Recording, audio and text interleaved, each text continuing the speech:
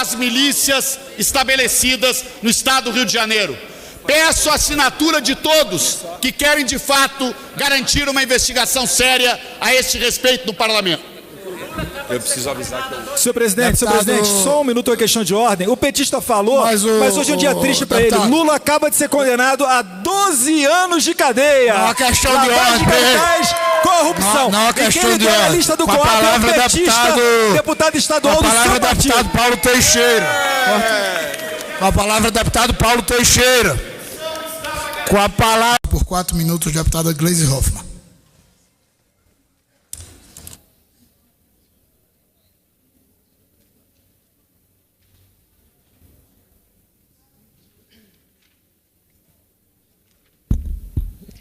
Senhor presidente, senhores deputados, senhoras deputadas, que nos acompanha pelas redes sociais desta casa, não podia ser outra minha fala que não subir aqui e mostrar a indignação pela segunda condenação do presidente Lula, num processo completamente sem provas, aliás, num processo sem tipo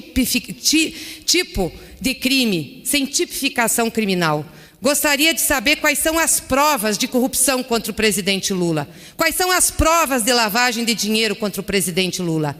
Nenhuma, até agora nenhuma. O absurdo da sentença exarada hoje pela juíza de plantão, deixada lá por Sérgio Moro, diz o seguinte: embora a defesa de Luiz Inácio Lula da Silva tente diminuir a credibilidade dos depoimentos prestados por colaboradores e pelos co-réus Léo Pinheiro e José Aldemário, é fato que tais depoimentos são corroborados por relatórios de auditoria. Senhores, co-réus Léo Pinheiro e José Aldemário tratam-se da mesma pessoa.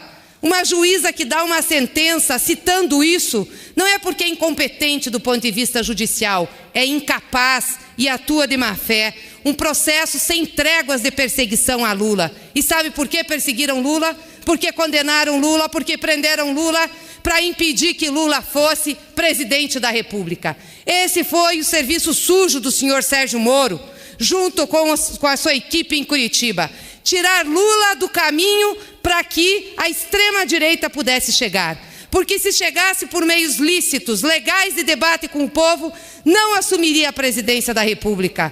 Junto a isso, com os fake news aos rodões no submundo da internet. Aqueles que vêm aqui comemorar a prisão de Lula no plenário deveriam se envergonhar da forma como chegaram ao poder. Prenderam o líder mais popular da história desse país, aquele que tem o aceite do povo, aquele líder que em 500 anos de história desse Brasil proporcionou ao povo brasileiro o direito a comer, porque até então a fome fazia parte da paisagem desse país e todos achavam natural. Lula está preso pelos seus acertos. Lula está preso porque ousou colocar o pobre na agenda do país. Esses que vêm aqui comemorar são túmulos caiados, brancos por fora, podres por dentro. Tem que vir explicar aqui o laranjal da família Bolsonaro.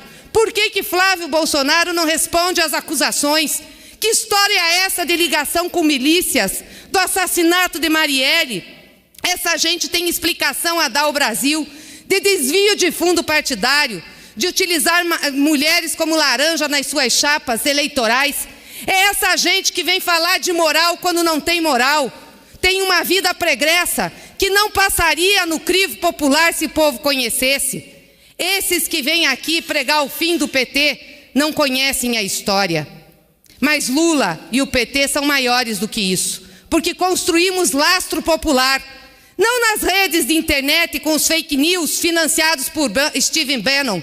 Construímos na luta, construímos no enfrentamento, construímos na representação. O PT sempre esteve ao lado do povo e ao lado do povo vai ficar. E nós vamos, com certeza, mostrar ao país, mas sobretudo à história, a inocência do presidente Lula, a injustiça, a maldade e a crueldade que essa gente está fazendo. Sérgio Moro e sua turma, Bolsonaro e sua turma, todos esses que hoje o perseguem pagarão o preço da história, porque Lula já está inscrito no seu livro, o resto ficará no seu lixo. Agradecendo ao povo da minha terra natal, Santana do Ipanema, por aqui estar. Deputado Van Hatten, pela liderança do Partido Novo.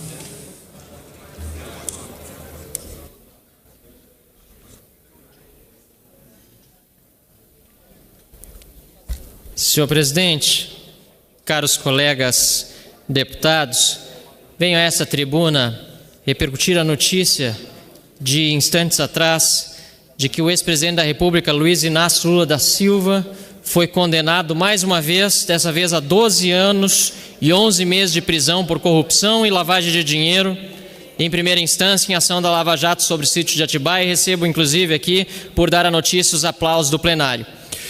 É notícia alvissareira para o Brasil, senhor presidente Bulhões, que nesta mesa esteve fazendo juramento em seu primeiro discurso como presidente da República empossado, Luiz Inácio Lula da Silva, a 1º de janeiro de 2003, e hoje, pelos crimes cometidos por ele, pela organização criminosa que em torno dele agiu, esteja ele cumprindo pena na carceragem da Polícia Federal em Curitiba. É notícia alvissareira porque no Brasil deve imperar, como em todo país sério, o Estado de Direito. Todos são iguais perante a lei. E hoje o dia é ainda mais emblemático porque tivemos nesta casa, no plenário 1, que é destinado à Comissão de Constituição e Justiça, a presença do ex-juiz Sérgio Moro, que condenou em primeira instância Luiz Inácio Lula da Silva, que depois foi condenado em colegiado em segunda instância, que teve habeas corpus negado no STJ e no STF, e que agora volta, em um segundo caso, volta a ser condenado por outra juíza Gabriela Hart, substituta em Curitiba, no TRF, na primeira instância da Justiça Federal.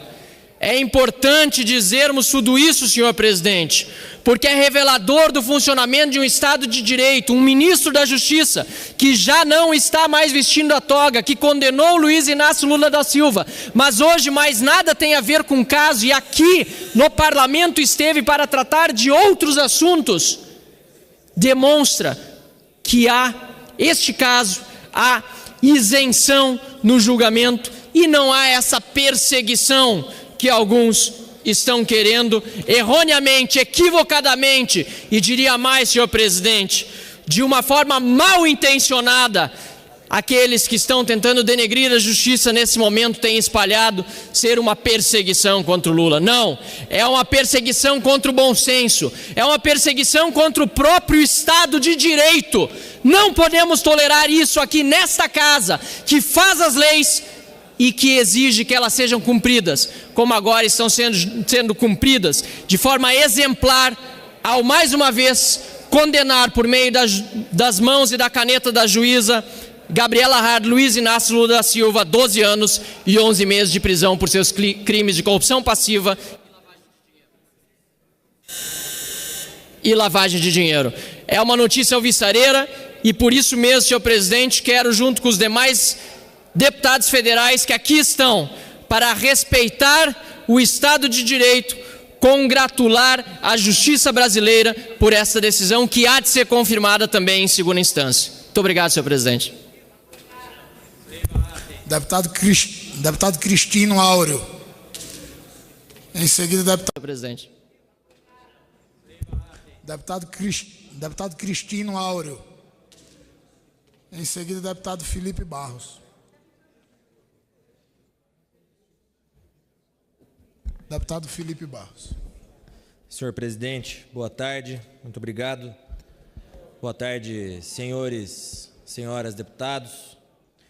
Senhor presidente, eu vi e li na imprensa mais cedo que o deputado Alessandro Molon protocolou, ou está em vias de protocolar, delegado Éder Mauro, uma convocação para o nosso ministro da Educação, professor Ricardo Vélez Rodrigues.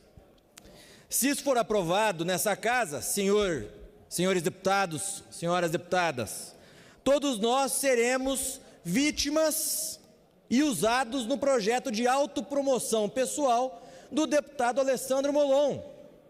Porque o Molon não está preocupado, nossa professora Daiane, deputada, minimamente com essa declaração dada pelo ministro da Educação. É a oposição por oposição, é a oposição irresponsável, é a tentativa de autopromoção. Se ele estivesse preocupado com a educação brasileira, senhor presidente, ele estaria tentando encontrar soluções para as heranças malditas que o Partido dos Trabalhadores deixou no quesito da educação no nosso país. Partido dos Trabalhadores este que ele fez parte por muito tempo. Ele estaria preocupado com os péssimos locais e lugares que o Brasil se encontra nos rankings internacionais, estaria preocupado com os 50% de analfabetos funcionais que saem das universidades brasileiras, com a evasão escolar, com as crianças que não têm professores em sala de aula. Se o Molon estivesse preocupado com a educação brasileira, ele estaria preocupado com os professores que estão em depressão, apanhando em sala de aula, com as crianças que não têm um giz para o professor poder ministrar a sua matéria. Deputado Molon, Vossa Excelência já conseguiu o que você queria, os 15 minutos de fama, sua entrevista na Rede Globo, sua entrevista na UOL, já saiu no Antagonista. Agora eu peço para Vossa Excelência, deputado Molon, em nome das crianças desse país, em nome dos adolescentes dessa nação, deixe o governo trabalhar, deixe o nosso ministro da Educação, Ricardo Vélez Rodrigues, trabalhar. Esse é o nosso pedido. Não vamos fazer convocação nesse momento, senhor presidente. Isso é uma tentativa de autopromoção pessoal do deputado que está encabeçando essa convocação do nosso ministro Ricardo Vélez. Inclusive o ministro já se colocou à disposição dessa casa através da Comissão de Educação para estar aqui voluntariamente. Não é necessária a convocação. Muito obrigado. Deputado